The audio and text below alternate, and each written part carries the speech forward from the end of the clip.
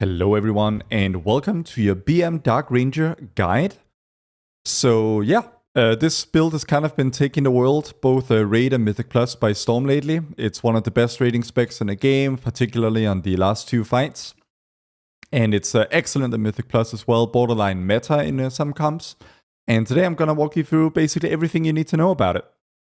So first of all, I'm going to go through the talent build and the core mechanics. You don't absolutely need to know every core mechanic, but if you really want to master it and understand this stuff in depth, then you'll want to watch this section. But if you kind of just want to be told, here's what to press and when, then you can skip to the rotation section with the chapters below. So here's the talent build. It's pretty much going to be the same for all kinds of Mythic Plus. You don't swap anything over here. You don't swap anything in the middle virtually ever. On the left side, you may of course swap things that you need for utility and so on. You can swap Kodo Tranquilizer over to Devil's Sword Tranquilizer for dungeons like Halls and I think Gambit, anywhere where you're dispelling enrages more than magic effects. I like having Emergency Salve always in as default, but strictly speaking, you don't need it for every dungeon. But it's one of those things where if you're caught without it in a dungeon where you need it, like Arakara, you really hate your life. So yeah, that's what it works out to. If you're coming from Pack Leader, it's very important that you remember to spec into Deathblow. We don't pick this talent for Pack Leader because Pack Leader doesn't really press Killshot at all, so it's kind of a worthless talent. Very important that you pick it for this spec because, of course, Black Arrow, which is the core mechanic of this spec, replaces Killshot in this manner. Next, I thought I'd go over the damage breakdown here and just kind of explain you, like, how does this damage work and where does it come from? So obviously, as you can see on both AoE and single target, Black Arrow is everything.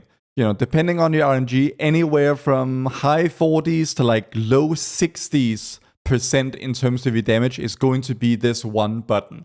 And as you'll see later on, pretty much everything else revolves around exactly this button. So what is Black Arrow damage made up out of?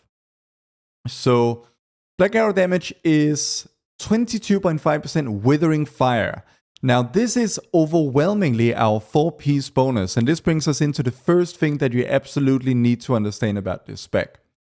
So, Withering Fire is a mechanic that is at the bottom of our Dark Ranger tree that says that when Call of the Wild or True Shot is active, but this is the BM Dark Ranger guide, while your cooldowns are active for 20 seconds, every 4 seconds during them, you gain Deathblow, meaning a Black Arrow proc, every 4 seconds.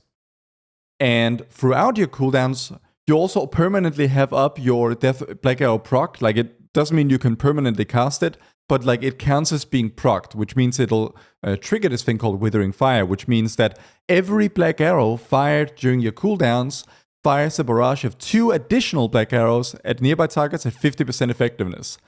And these arrows prioritize enemies that do not have the Black Arrow dot on them already. The Black Arrow dot, as we can see, is not a tremendous amount of damage. It's like 5% or so. So we don't so much care about the dot itself. Like, it's nice to have. But what really matters is knowing that anything that, like, if everything has the dot around you, all of these Withering Fire arrows are actually going to hit your main target. And this is huge for Beast Mastery Dark Ranger's priority target damage.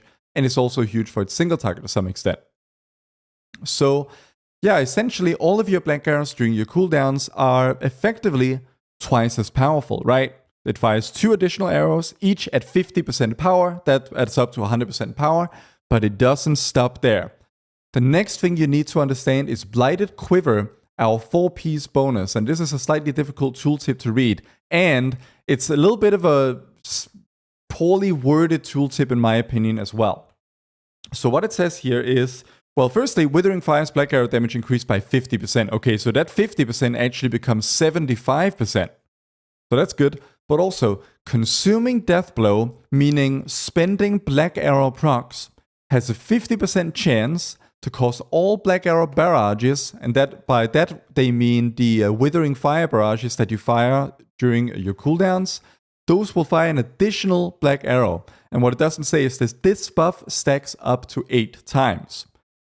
So, if you can get 8 stacks of this, you're not going to be firing just an additional 2 additional Black Arrows at 75% effectiveness with the buff, right? You're going to be firing potentially 8. And this interaction and reliably being able to stack this up to 8 is what a big part of what makes this spec so broken. Most of this power, like in this 22.5%, is purely, and it's even more on single target. Like if we look at something like Soasmi, just the last boss only, I think that number can easily exceed, or get up to close to 40% on single target. Most of that is actually the 4-piece bonus. So when we spend Black Arrow procs, we stack up this Blighted Quiver buff, as we can see here, and whenever we use our cooldowns, all of our Black Arrows in that cooldown window are going to fire X number of additional Black Arrow barrages, depending on how many stacks you have. In many cases, you can get it up to 8 stacks. As you can see, I mostly reach 8 stacks here. Some cooldowns are a little bit weaker than that, but you seem to get the idea. So that is absolutely huge. How do we maximize it? Well, really, as we'll see in the rotation section, everything is just about casting as many Black Arrows as possible, obviously, like prioritizing it when it's up. But as you'll also see, it's also a lot about anticipating when you're going to get these automatic procs from your cooldowns every 4 seconds during Call of the Wild. So anticipating those and actually spamming Black Arrow in anticipation of them to absolutely minimize how many Black Arrow, what do we call, munches or refreshes that we have. Basically, you never want to have a Black Arrow proc and then get another one before you spent the previous one, because, it doesn't have 2 stacks or anything like that. So everything sort of rides on that. The more Black Arrow procs we spend, the more Blighted Quiver stacks we get, the more powerful our next cooldown is reliably going to be, and that is what drives this. Then we have Bleak Powder. Bleak Powder is just the AoE portion of a Black Arrow. So as you'll see, it explodes. It says in a cone, right? But it's not actually a cone. So what you'll also see, we have this talent that says Umbral Reach. It says if Bleak Powder damages 2 or more enemies, gain BiS Cleave if talented. And Bleak Powder itself is literally just Black Arrow explodes in a cloud of shadow and sulfur, dealing AoE damage in a cone behind the target. It is not just a cone. If we actually look in game here, you'd see on these 3 targets here, if it's a cone behind the target, you would not expect these other guys to get hit. But in actual fact, it's a cone and a relatively generous circle around the target. So if I hit a Black Arrow here, you can see I actually get BiS Cleave, and you can see all 3 of them are hit. It is not just a cone. Another way we could demonstrate it is like I can face this guy maybe, and I'm actually not sure if it's going to hit both. So you see, I'm going to face this way, I'm going to send it through. If it's a cone, is it going to hit this other one? Yes, it is, because there's also a circle around the target. So that's important to know. Sometimes if, targets are really widely spread, then it can matter that you sort of aim the cone in the right direction. But for the most part, it's not actually something you need to worry about. For example, I could imagine, I don't even know this because I haven't tested it off, but I think if I hit this, I'll need the cone because I don't think it's going to hit over here. Whereas I think, and I could be wrong about this, if I hit here, it actually does hit the far one, as you can see. So only at really significant distances do you actually need to worry about the cone. Like at this sort of distance, yes, you do need to worry, because if I face this way, you can see it doesn't hit. But if I then go on this side of it, you can see it actually does hit because of the cone that passes through this target right here. So just thought I'd highlight that. So beyond that, so the only way to really maximize Bleak Powder is to cast more Black Arrows in general. Positioning is it's not zero, but it's a minor part of it. Then we have actually just baseline Black Arrow itself, which is, a good chunk of damage, but it's not even that much. Much of Black Arrow's power actually comes from these 2 elements right here. Then we have the dot, a few elements to the dot. So Withering Fire and Bleak Powder both apply the dot. Anything that's hit by Bleak Powder gets the dot, and anything that's hit by Withering Fire gets the dot. Bleak Powder applies the dot kind of just indiscriminately, whereas Withering Fire obviously prioritizes enemies that are not affected by Black Arrow's dot. But if all targets that you're in combat with have the dot, then it's actually going to go all into your main target, and that is what drives the incredible priority target damage of this. Because usually you'll enter a pack, fuel black arrow. That's going to bleak powder and put the dot up on most targets. Then you pop your cooldowns and you get into the withering fire window. And now all of these black arrows are going to go all these withering fires into your main target because bleak powder took care of dotting everything. So that pretty much covers the black arrow portion. Other than that, we have, a decent chunk of damage from Beast Cleave. A few elements are driving this. So, some of it is from main pets, but a lot of it is from beasts. And I'm sorry, I have bad news for you. Barb Shot multi-dotting is actually a fairly big deal for Dark Ranger as well. Even though, Barb Shot itself is not doing a tremendous amount of damage, and Beast Cleave is doing a much, much smaller portion of your damage than it does for Pack Leader, for example. So why is this? Well, we do run this talent called Master Handler. Each time Barb Shot deals damage, meaning every single tick of it, the cooldown of Kill Command is reduced by 0.5 seconds. Kill commands are what have a 20% chance to grant death blow. So Barb Shot multi-dotting equals more kill commands equals more black arrows, and that of course is a big part of what we want. But of course, in addition to that, Barb Shot multi-dotting also spawns more dire beasts because damage from your bleed effects, including Barb Shot, have a 4% chance at attracting a powerful wild beast that attacks your target for 8 seconds. When those spawn, thanks to the Dire Cleave talent, we gain Beast Cleave, and that is a significant portion of your damage. And in addition to that, of course, we also just have our normal pets doing Beast Cleave. So a lot of people will ask about no multi-builds, but the thing is, Umble Reach here says, if Bleak Powder damages 2 or more enemies, gain Beast Cleave if talented. In order to talent Beast Cleave, we need to be talented into multi-shot first. So there's not really such a thing as a viable no multi-build for Dark Ranger, at least in Mythic Plus. The Raid AoE build is a sort of no multi-build. But that's because AoE just straight up doesn't matter as much. And sort of while we're already down here, we also grab Kill Cleave for this reason. It's not a fantastic talent, but it's better than the alternatives that we could pick. Another thing I feel I should mention is, it says 2 or more enemies gain Beast Cleave if talented. This is more relevant for marksmanship, I suppose, but Bleak Powder does not hit your main target. It's a cone behind your target. It doesn't hit the target itself. As you can see, if I swap over to Soasmi into my breakdown here, there will be no Bleak Powder damage whatsoever because this is pure single target. That's why Withering Fire's contribution is so much higher. So the thing to know there is you do need free targets active. Like you do need sort of free stack targets in order for Black Arrow to apply Beast Cleave in this way. So on 2 targets, it's still a little bit of a weakness for us, even as BM, because we do have to manually multi-shot in order to apply Beast Cleave. But the cool thing is that despite talenting into multi-shot, we don't actually care we don't need to multi-shot that often. In Sims, well, we can see here, on average throughout this dungeon, I'm casting multi-shot roughly, let's look throughout the whole dungeon, 1.5 times a minute. Not nearly as much as you would expect, and roughly 1/3 as much as I'm casting Cobra Shot. Multi-shot is for activating Beast Cleave when you don't have the black arrows necessary to do the job because you have unlucky procs or whatever. Also, throughout our cooldowns, because we are spec'd into Bloody Frenzy, and our cooldowns are up every single minute, of course, and this lasts 20 seconds, we have uninterrupted Beast Cleave for the full duration of that.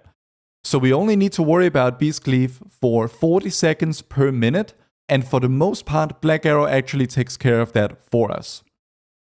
But yeah, multi-dotting Barb Shot is important because it's more Beast Cleaves, or more Dire Cleaves I should say, and it's more kill commands, which is more Black Arrows, which in a way is both more Beast Cleave uptime, and of course, Black Arrow is just a tremendous source of our damage. And now we're sort of just in, everything else. Huntmaster's Call, this happens when you summon Dire Beasts, so this is fueled by essentially more, the more Barb Shot multi-dotting you do, the more Beast Cleave and Huntmaster's Call damage you have. Then you have just straight up pet damage, melee hits, aside from maintaining Frenzy, not much you can do there. Kill Cleave, that is just a result of a Beast Cleave uptime, of course. Bloodshed, basically nothing, right? Dire Beast damage itself. And now we've, Kill Command itself is very minimal damage here. Kill Command should be thought of as a Black Arrow proc generator. So that's it. This spec is a 1-minute ultra powerful burst spec And that's why we run Netherprism, and we can use that in a sort of customizable manner. I'll get into that a bit later. But that's fundamentally how the spec works. So now let's get into the straight up rotation. I'm going to focus this on the AoE dummies, because actually the single target and AoE rotations are virtually the same. I'm going to go through the single target rotation first, and then I'll tell you what to change for AoE. But as you'll see, spoiler, it's very similar. So for an opener, because Black Arrow is usable on targets above 80% and below 20% HP, you can nearly always open with a Black Arrow. So what I generally like to do, it depends a little bit on the exact timings, but Black Arrow, then either 1 or 2 barb shots. On AoE, I like to do 2 because I can multi-dot them. On single target, it sort of depends on when I'm using my subsequent one. If I know that my next one will be delayed, like my Call of the Wild will maybe not need to be perfectly on cooldown to get all my uses in for the fight, then I do like to do 2 barb shots here because we want to stack up Thrill of the Hunt to 3 stacks, at a reasonable pace so that we get the crit chance buff for our cooldowns. Then we're going to Bloodshed and into Call of the Wild. And Call of the Wild is sort of our main cooldown. And then Call of the Wild is going to instantly activate our Black Arrow procs. And then we're going to follow that up with Bestial Wrath. So let's see how it goes. So Black Arrow, let's do 2 barb shots. Anytime we get a proc, we spend it immediately. Bloodshed, Call of the Wild, Black Arrow, spend all until you run out of procs, then Bestial Wrath, and then Black Arrow. And now we're sort of in the vibe here. What you need to pay close attention to in my UI is this timer that you see up here. This is the timer, a countdown down to my next automatic Black Arrow proc during my cooldowns.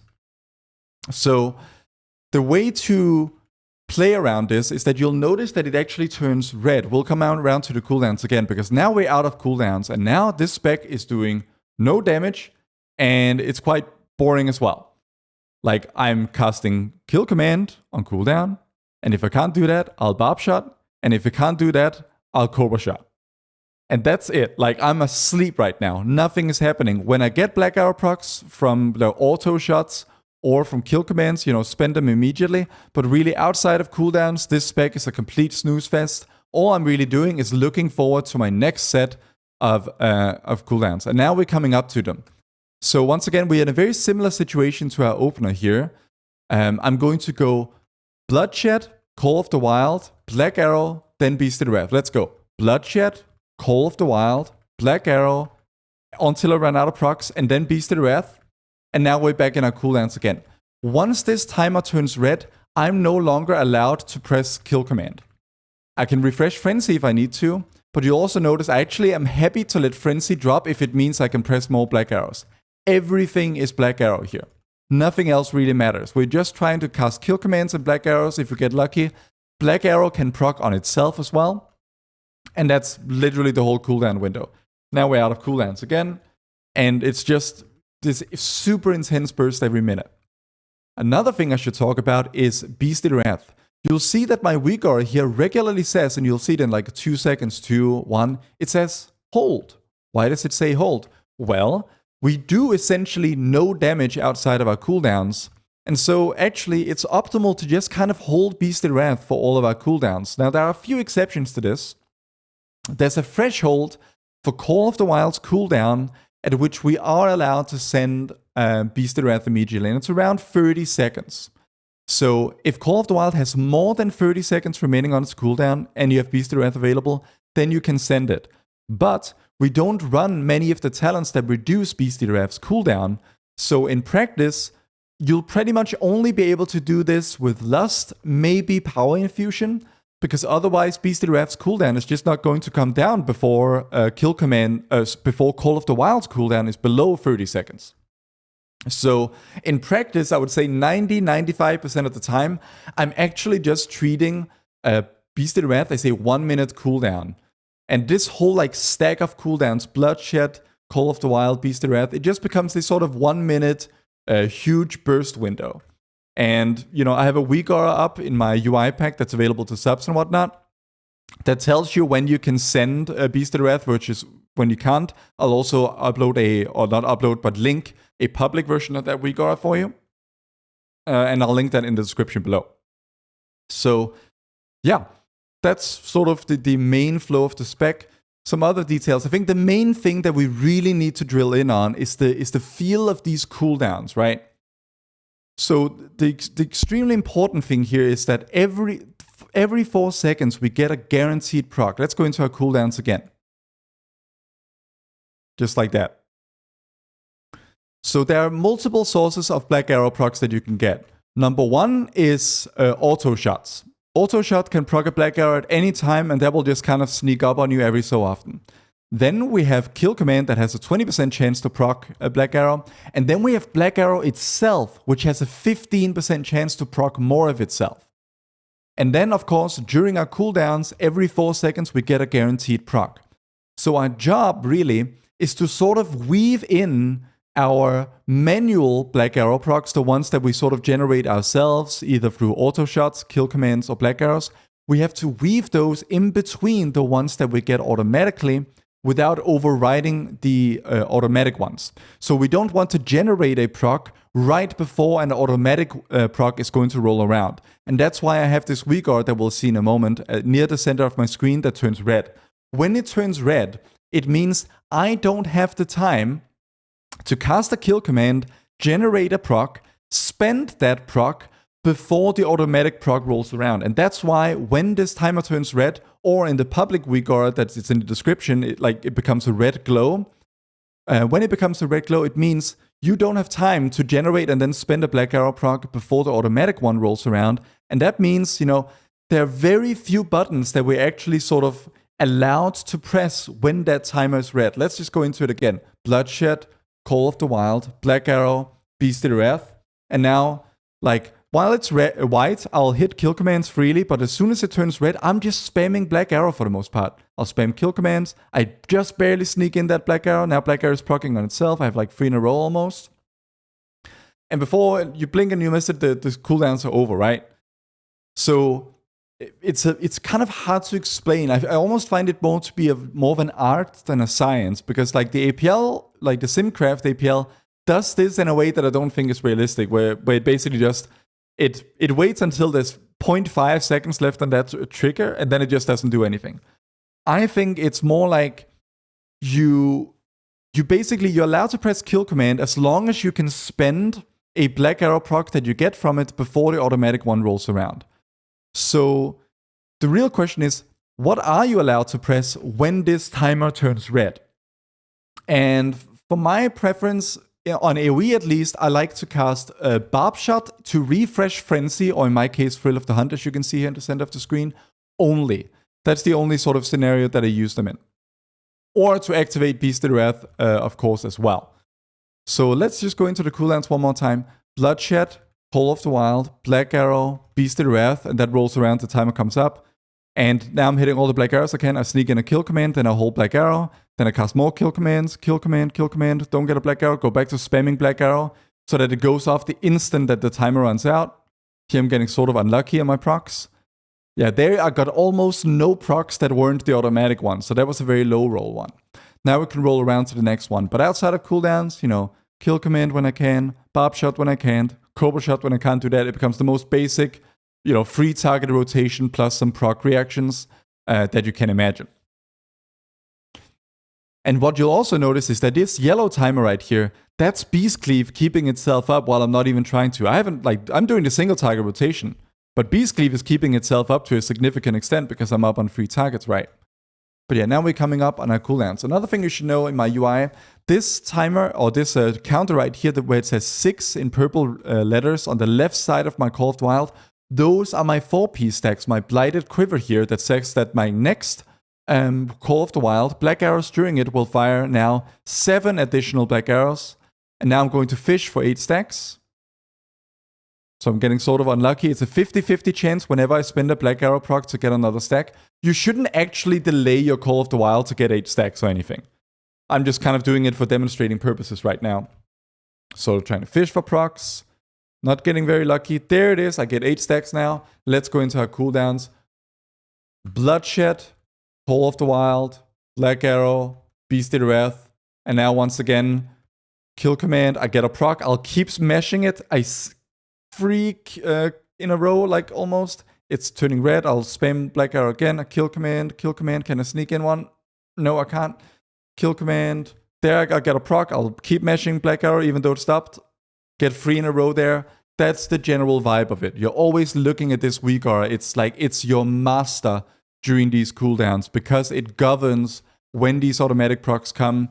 This is the most important thing to nail about the rotation because all this other stuff outside of your cooldowns really matters a tremendous amount less. I guess we should talk about AoE now. AoE is everything I have just explained, except if Beast Cleave runs out and you don't have a Black Arrow, which will occasionally happen, but not that often, you hit a multi-shot. Let's see if we can, let's wait until that happens. Now it runs out, Beast Cleave runs out, I have no Black Arrow, I'll hit a multi-shot, and then I immediately get a Black Arrow proc, of course. That happens. That's literally it. And multi-dodge your barb shot. So you can see I have this indicator, like this teal indicator in my UI, indicating that my main target currently has Beast Cleave, barb shot. All I want to do is, subsequent barb shots should just be on different targets. So like over here, I'll mouse over. The cool thing about this spec, unlike Pack Leader, is that you don't actually get that many barb shots. So a lot of people hate barb shot multi-dotting as Pack Leader, but that's because barb shot multi-dotting as Pack Leader is kind of hectic. It's, because you always have barb shots, but at this spec, you don't have that many barb shots. So making sure that they're all on different targets, not really that, it's not really that much labor in my opinion. I'm lucky to even keep 3 barb shots up right now. Now one of them is expiring, and now the other one is expiring. I can just about keep up 3 in most scenarios. You're not like sitting there multi-dotting 10 targets like Pack Leader can sometimes allow you to do. So that's pretty much it for the rotation. One other big element of how you play and how you do damage is essentially Prism. The Unyielding Netherprism is huge for this spec. It's not absolutely essential to play it, but it is like 1 to 2% better than any other trinket. So the really cool thing about this trinket is that it's a variable cooldown trinket. We have 1 minute cooldowns, and Prism takes 3 minutes to stack. So that means we can freely hold Prism if we're not using another unused trinket, that is. We'll get into that in the trinket section in a moment. We can hold Prism for our next Call of the Wild if we feel that for whatever reason our current Call of the Wild is not that powerful. If a dungeon boss is on low HP and it's like, because it's a 1 minute cooldown, right? We don't want to hold our 1 minute cooldown for too long because we don't want to lose uses. But it also feels kind of bad to send a Prism on a boss that has like 500 mil HP left. That's okay. You just send a Call of the Wild with no Prism, and then you'll have the Prism for, the big pull coming up, and so on. The rule of thumb for how to use Prism is, will either of your next 2 Call of the Wilds be stronger than this one? And what do I mean by stronger? I mean any external factor that makes a cooldown better than another one. It could be a damage amp on a boss. It could be a bigger pull. It could be a more dangerous pull. It could be a power infusion, bloodlust. Any of these factors that make your cooldowns more powerful are worth holding Netherprism for. Another element that's a little bit more dynamic is your quiver stacks. Now, for the most part, you can get to around 7-8 quiver stacks in the minute it takes for Call of the Wild's cooldown to roll back around, but sometimes you get unlucky on procs themselves, or you get lucky on your Black Arrow procs, but you get unlucky on the 50-50 chance to actually generate these Blighted Quiver 4-piece stacks. If your Call of the Wild is coming up, and you have a very pathetic number of stacks, like 5 or 6 or so, you may want to hold your Prism for the next Call of the Wild to see if you get a bit more lucky, because getting an 8-stack Call of the Wild is a lot more powerful than getting a 5 or 6-stack one or so. But that one is a little bit more dynamic. A big pull with 5 stacks probably going to be worth more than, single target, low prior mob with 8 stacks. So once again, a little bit more of an art than a science feel to some of this stuff. You sort of always judging, is this worth a Prism? Do I hold for the next one? Always sort of thinking ahead 1 or 2 cooldown cycles. So that's pretty much it for how to play this stuff. Next up is gear. So your stat priority is going to be haste, crit, versatility, mastery. Mastery is your worst stat. Haste tends to drop off at around 30% or so. Like 20 to 22k haste is generally where it drops off a bit. And then you're looking for crit. Crit and versatility are quite close in value, but crit is a bit better. BiS gear setups are sort of like 17k crit, 12k versatility or so. I'm a bit crit heavy, like 18k crit and 11k verse. You can usually lose very little DPS by shifting even more crit into verse for damage reduction. Yeah, crit and verse are sort of, they're very tightly balanced, and you'll need to sim it to like min-max this, but generally haste around 30%. You don't really need much more than that. That is the first diminishing returns point. At the bottom of the stat priority, we have Mastery. Mastery is a really bad stat because Mastery is, of course, primarily pet damage. And we don't do a tremendous amount of pet damage because, it's all about Black Arrow. That comes from us. So Mastery, we really just want as little as possible, I have 4.1k. I could get even less. I could probably replace my tier pants with some off-piece or like crafts, and then maybe have tier gloves instead, because tier gloves are not actually so bad for Dark Ranger because they are haste versatility. They're literally BiS stats, right? So any way you can find to get rid of Mastery and turn it into either of the other 3 stats is going to be an improvement. As you can also see, for balancing my stats around, I have my 30% haste, so I have, versatility weapon enchant, I have the versatility cloak fiber in, and so on. So yeah, that's pretty much what you need to know for stats. For trinkets, your BiS is of course the Unyielding Netherprism. Even a heroic one is going to be better than any other trinket in the game. And then for the second trinket, you have like 3 main choices, I would say.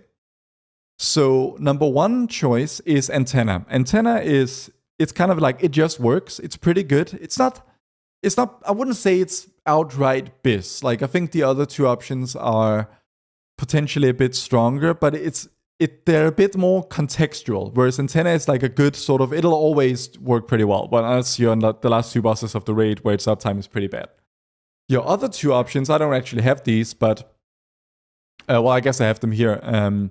It's going to be the Arakara Sackbrood or the improvised C4M Pacemaker. So the Pacemaker is cool because it's a crit proc for 30 seconds every minute. And of course, we are 1 minute spec. So this trinket is actually, like, on paper, it's BiS. It's the best trinket by a mile. But, of course, simulations pretty much use abilities on cooldown, including our cooldowns. That means it gets perfect synchronization with your Call of the Wild, with your huge burst window, and the crit buff from Pacemaker. And then, of course, the sim stacks that with Prism, and that's why this trinket sims so well. But in practice, if you, this trinket will go off every minute if you're attacking something, no matter what you do. No way around it, right? But sometimes you want to hold your Call of the Wild a little bit. And if you pop your Call of the Wild, your second Call of the Wild in a fight at like 130, then it's going to completely miss the Pacemaker buff. And that can make it, then it sort of sucks, right? Then you're getting the Pacemaker buff on top of your non-cooldown damage, which is nothing. So this trinket, good on paper, but it's a little bit contextual. On raid fights and situations where you're always using CDs in a very tight, regimented 1 minute manner, perfectly fine. But for Mythic Plus, sometimes it works out amazing, sometimes it can work out quite badly. It averages out quite well still, but it's a little bit of an iffy trinket for that reason. Then you have the Sackbrood. Sackbrood and Antenna are very close to each other in BiS gear. It's basically like, if you have this, whichever one you have on higher eye level is going to be BiS. Obviously, Sackbrood doesn't have the effort of chasing around anything like the Antenna does. And that's pretty much it. Now, what if you're a Mythic Plus only gang?